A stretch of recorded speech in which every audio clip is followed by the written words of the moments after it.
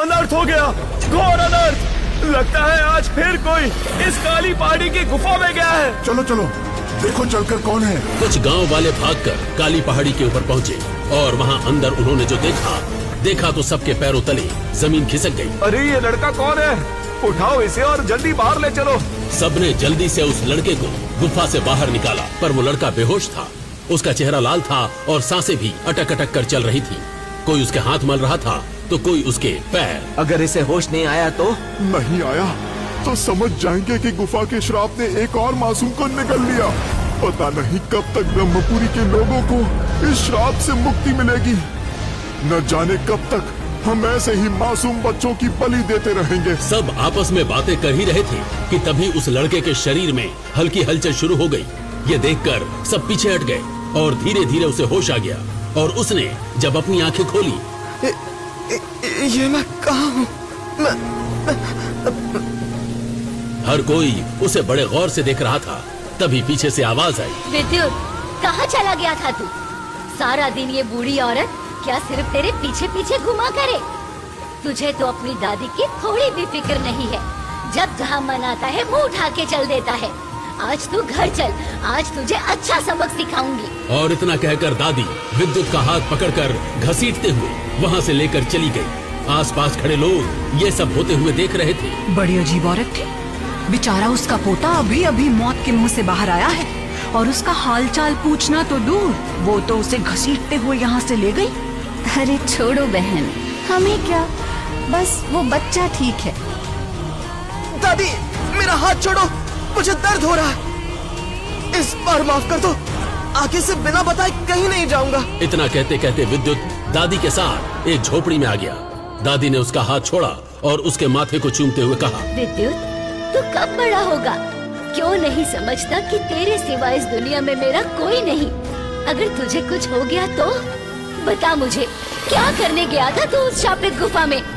वो तो भला हो उन लोगों का जिन्होंने वक्त पर पहुंचकर तुझे बचा लिया। पर दादी, देख, पर मुझे कुछ नहीं पता, पर तू आज मेरे सर की कसम खा कि आज के बाद तू उस गुफा के आसपास भी नहीं जाएगा। दादी मैं आपकी हर बात मान लूंगा, पर मुझे आप पहले ये तो बताओ कि उस गुफा में ऐसा क्या है जो सारा गांव वहाँ जाने से डरता है? जुबान तो बिल्कुल माँ पर गई है। देखो कैसे कैंची की तरह चल रही है। इतना कहकर दादी तो वहाँ से चली गई, पर विद्युत के मन में अब अनगिनत सवाल थे जिसका जवाब सिर्फ उस गुफा में था। आखिर क्या था उस गुफा में ऐसा, और अगर उसके अंदर जाने के बाद कोई जिंदा वापस नहीं आता तो विद्युत कैसे आ गया? आखिर क्या राज है इन सब के पीछे? जानने के लिए चलते हैं इस कहानी में आगे। अरे देखो, अब घोड़ों की रेस में गधे भी दौड़ने आए हैं। अंदर किसने आने दिया इसे? इसके पास तो कपड़े भी नहीं हैं। यहाँ हमारे बीच आकर इसने हमारा ही अपमान किया है। बहुत बोल लिया आपने राजकुमारी। मेरे पास आप जैसे अच्छे कपड़े भले ही ना हो, पर हौसला और इस मुकाबले को जीतने का जज्बा पूरा है। बस बस, अब ये प्रवचन अपनी उस गुफा में जाकर देना।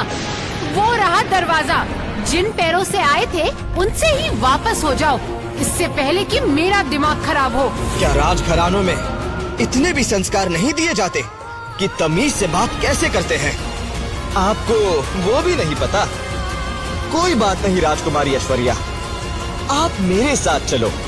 मेरी दादी आपको बहुत अच्छे संस्कार भी सिखा देंगी और कैसे बात करते हैं वो भी सिखा देंगी। विद्युत की इस बात पर ऐश्वर्या पूरी तरीके से चिढ़ गई थी और उसके आसपास के लोग भी विद्युत की इस बात को सुनकर हंसने लगे।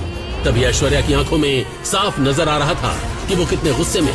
मैं राजकुमारी ऐश्वर्या आज ये ऐलान करती हूँ कि मैं खुद तुम्हें इस मुकाबले में हराऊंगी, और अगर मैं ऐसा नहीं कर पाई तो मैं अपनी शक्तियाँ, अपना राज्य सब कुछ छोड़कर ब्रह्मपुरी से हमेशा के लिए चली जाऊंगी। ऐश्वर्या के इस ऐलान ने हर किसी को हिलाकर रख दिया था, क्योंकि ऐश्वर्या कोई मामूली हस्ती नहीं थी। वो युद्ध कला में निपुण और बेहद सुंदर और सबसे ताकतवर थी। उसकी तरफ देखने भर के लिए भी लोगों को लाइन लगानी पड़ती थी, पर आज उसके इस ऐलान से हर किसी का चेहरा उतर गया था। पर विद्युत कहाँ रुकने वाला, उसने भी मजाक में कहा, फिर ठीक है, ऐसे मुकाबले करने की अब मुझे आदत हो गई है और मैं डरता भी नहीं। और वैसे भी एक लड़की से मुकाबला करना तो मेरे लिए और आसान होगा।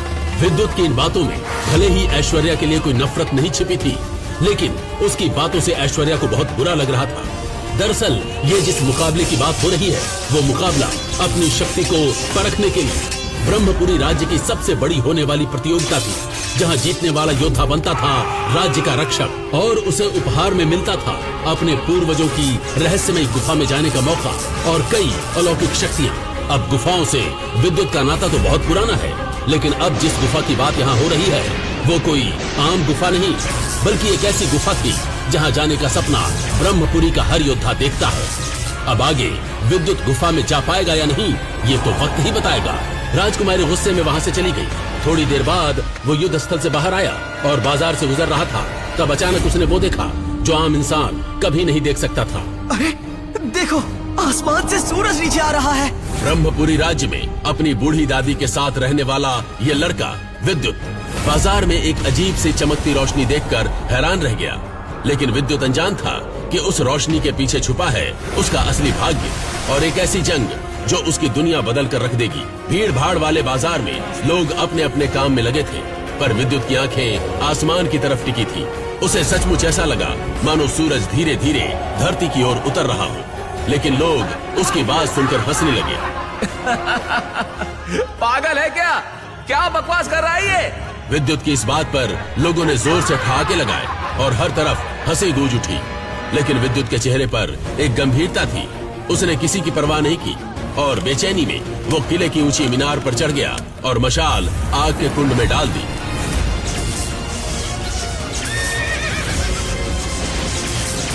ये देखकर राज्य का रक्षक ऋत्विक वेदा हवा में उड़ते हुए वहां पहुंचा और तभी आसमान में दिखा वो जलता हुआ सूरज जैसा गोला, जो असल में था राज्य का सबसे बूढ़ा और शक्तिशाली योद्धा सिल्वर थामा। ऋत्विक वेदा तुरंत हवा में उड़कर उस जलते गोले को रोकने पहुंचा, जिससे दोनों वीर आमने सामने आ गए। ऋत्विक वेदा ने उसे बचाया और पूछा कि उसके साथ क्या हुआ, तो योद्धा सिल्वर थामा बोला, एक रहस्यमय योद्धा मुझसे मेरा अग्नि ग्रंथ छीनना चाहती थी, पर मैं यह ग्रंथ इसके सच्चे वारिस को ही दूंगा। यही वजह है कि हम दोनों के बीच युद्ध छिड़ गया।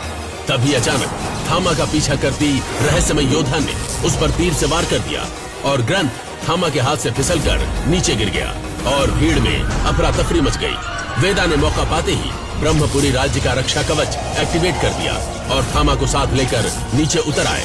कुछ ही देर बाद वो दोनों थामा के ग्रंथ को ढूंढने लगे, लेकिन वो उन्हें कहीं नहीं मिला। इस पर थामा बोला, चिंता मत करो वेदा, अगर कोई आम इंसान इस ग्रंथ को छुएगा तो मुझे तुरंत पता चल जाएगा। इतना कहकर थामा हवा में एक ऊंची छलांग लगाकर आसमान में गायब हो गया। एक रहस्यमय गुफा में धुंधले से उजाले के बीच बैठा था विद्युत थामा के अग्नि शक्ति ग्रंथ के साथ और उसे खोलने की कोशिश कर रहा था, लेकिन डर के मारे उसके हाथ कांप रहे थे और आंखों में ग्रंथ के मिलने की चमक थी। वो अचानक खुशी से बोला, अगर मैंने इसकी सारी शक्ति सीख ली तो युद्ध जीतना मेरे लिए मुश्किल नहीं होगा। शायद राजा मुझे रहस्यमय गुफा में जाने का मौका दे दे और वही क्या पता मुझे मेरे माता पिता के बारे में कुछ पता चल सके। ये सोचते ही उसके चेहरे पर एक बड़ी सी मुस्कान आ गई, लेकिन अगले ही पल विद्युत को थामा का ख्याल आया और उसका दिल घबरा उठा। लेकिन तभी तेज हवा चलने लगी और विद्युत का लॉकेट चमकने लगा।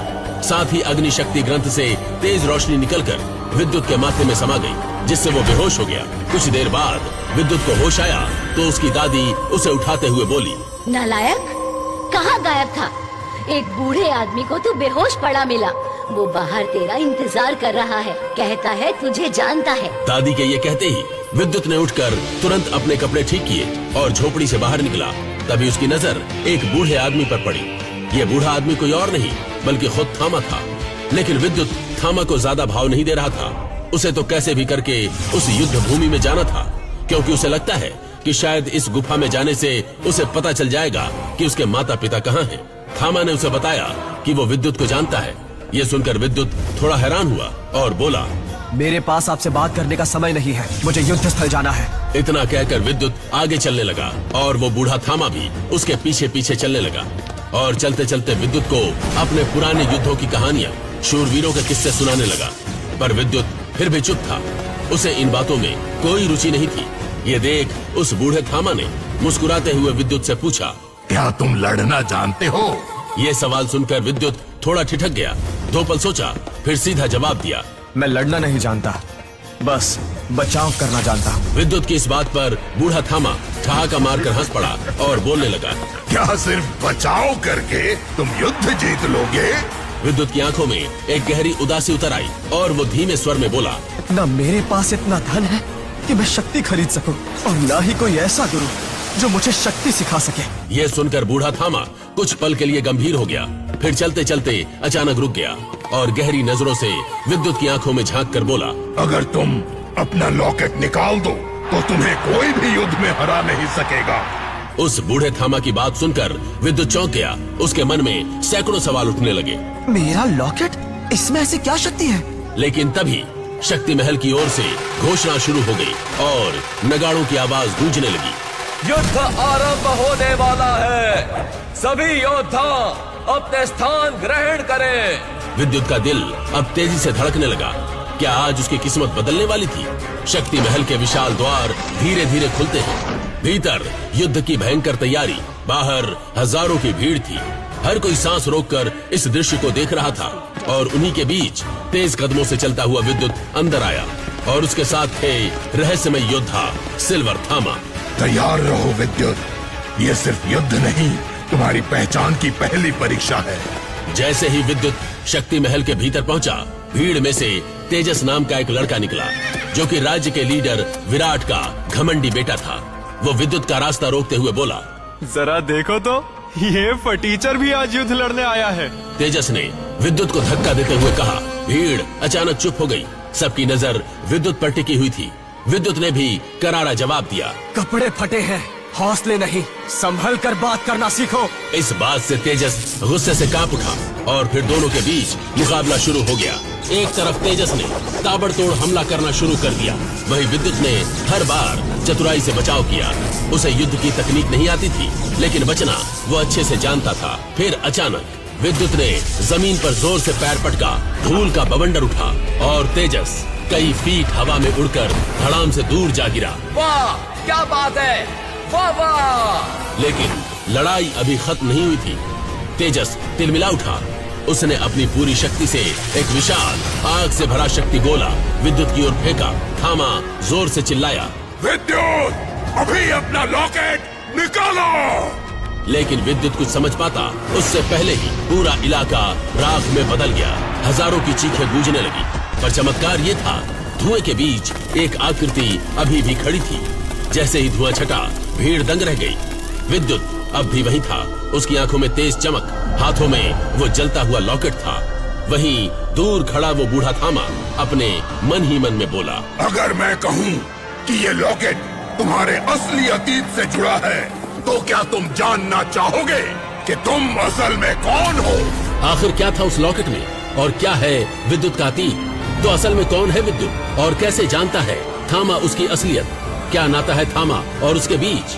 और क्या विद्युत तेजस और बाकियों की तरह ही कोई आम योद्धा है या वो कोई और है? क्यों उस दिन गुफा में उसे कुछ नहीं हुआ? और क्या था उस किताब में जिसे पढ़ने विद्युत उस गुफा में गया था?